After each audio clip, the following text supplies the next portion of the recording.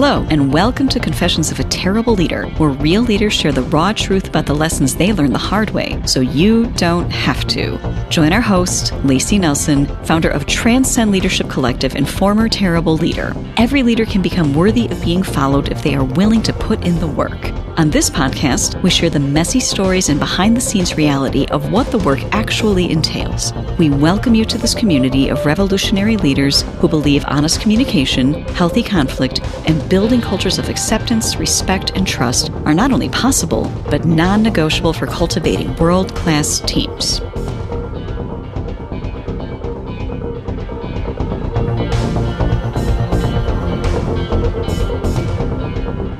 Welcome back to Confessions of a Terrible Leader. I'm your host and former terrible leader, Layci Nelson. Today, I wanted to highlight a question that came up in the last strategic planning session that we were running. Actually, it was a quarterly planning session that we were running with one of our clients. We mentioned the idea of putting personal growth measures and how we have a different client who includes those personal growth goals on the team goal tracking sheet, their individual goal tracker, because they want to really focus in on that personal development, that growth. And so we talked about how they can be something like sleep. It could be something like read more fiction, dependent on what someone needs or where they're at in their personal development. And it's something that they actually want to share with the group. So one of the questions or the concerns that came up was, wait, why should we be taking company time to be talking about personal development at the leadership level? Shouldn't we all just be doing that anyway? And why does that need to be something that we take organizational time to talk about? And that was a great question. So let's answer that.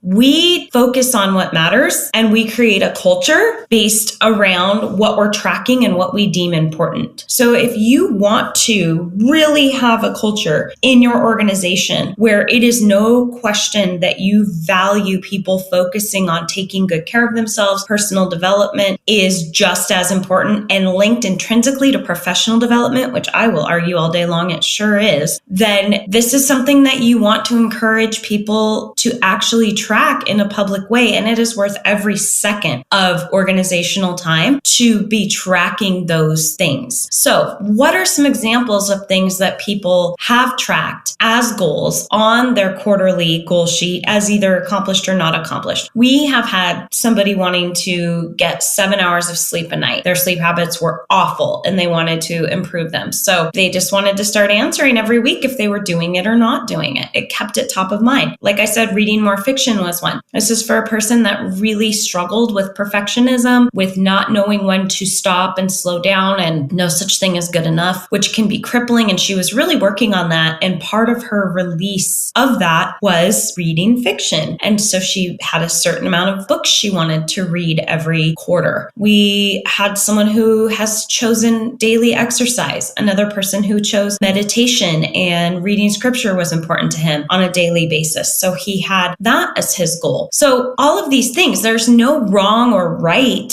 personal development metric to be tracking, but to track one on company time, I will argue until I am blue in the face that that is absolutely worth it. You deserve, your team deserves to have the necessity, the importance, the value of tracking our personal development as a goal that can be something that everyone's holding you accountable to 110%. So when you think about yourself and you're pausing for that introspection, what is something, and not all the things, one thing that is within your control that you can track that is something that can take you one step further towards being able to live into the kind of person that you want to be, to develop the habits that are going to help you live the life that you want to live, to feel the way you want to feel, cognitive function. Now, one thing I don't want you to put on there is a goal like lose 20 pounds. That's not talking about an action you can track. That's a result that you may or may not need. What I would love to see instead is I'm going to drink more water every single day, or I'm going to eat 800 grams of vegetables and fruit each day, or I'm going to focus on one protein heavy meal every day.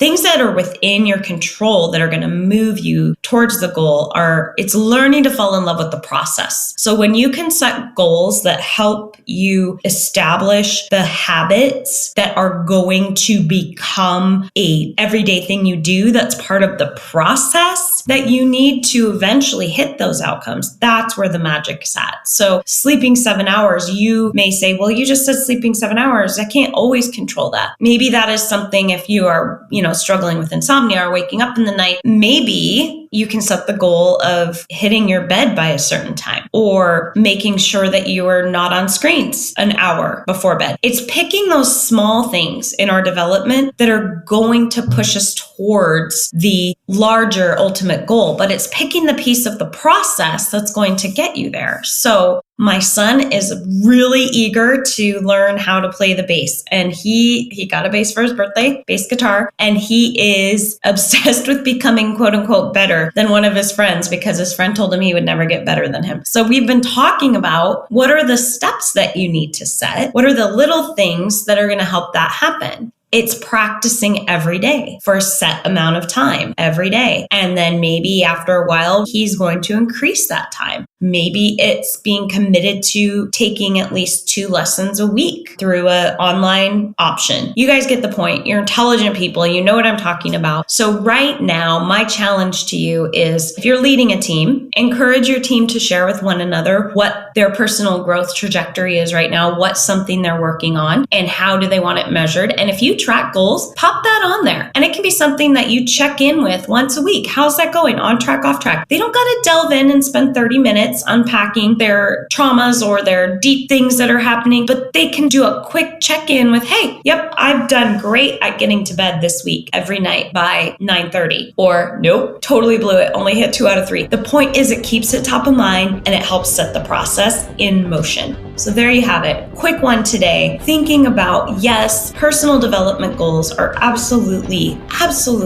relevant and valuable to be discussed on company time with the leadership team that's setting the example for the rest of the workplace on what it looks like to live a healthy life, if that's a value. So think it through, pick yours out, ask your team, invite your leadership team to pick something out, and watch what happens. I guarantee there'll be results that are so exciting that have impact on the organization that are not even on your radar screen. So go try it. And until next time, go manage like a leader.